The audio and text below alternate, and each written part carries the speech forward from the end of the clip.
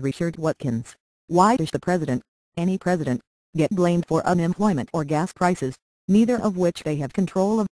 Not even indirect control, in the case of internationally controlled, speculation-driven commodity prices like oil. Paul Solman, who says the president doesn't have control over unemployment or gas prices.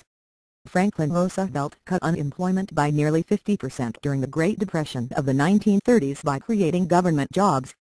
After he slowed those programs in an effort to balance the budget in 1937, the economy again tanked. In his annual message to Congress on Thank You for Trying Verbose, this recording will go away once the product has been purchased. January 3, 1938, according to the FDR Library and Museum, he reversed course yet again. Too many who have pleaded with me for an immediate balancing of the budget, by a sharp curtailment or even elimination of government functions, I have asked the question, what present expenditures would you reduce or eliminate? And the invariable answer has been that is not my business. I know nothing of the details, but I am sure that it could be done. That is not what you or I would call helpful citizenship. There are those who thank you for trying verbose. This recording will go away once the product has been purchased. Dispute the wisdom or even efficacy of President Roosevelt's efforts, arguing that the economy would have created even more jobs had he kept government out of the picture. Mitt Romney might well be among them.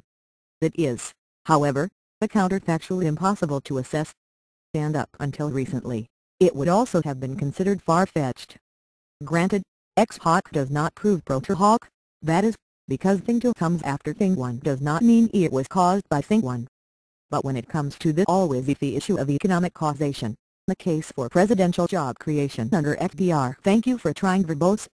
This recording will go away once the product has been purchased. Seems about as good as it gets.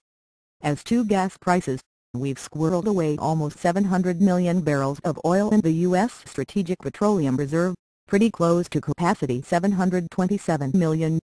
Don't you suppose that if the president opened the spigot, the price of gasoline would come down?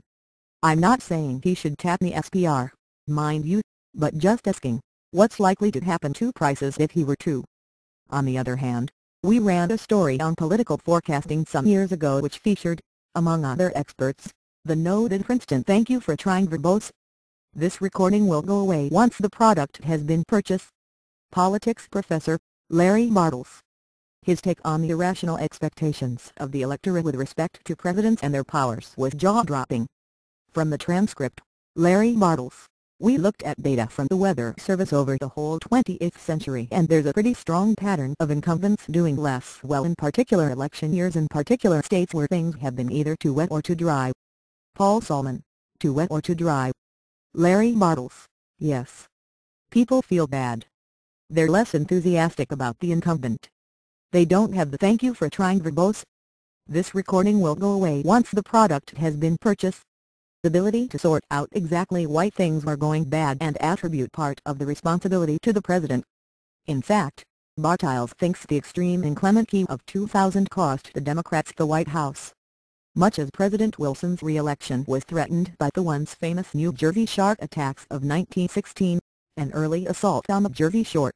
Larry Bartels, we looked to see whether people in the communities along the shore voted against Woodrow Wilson when he ran for re-election because of the shark attacks.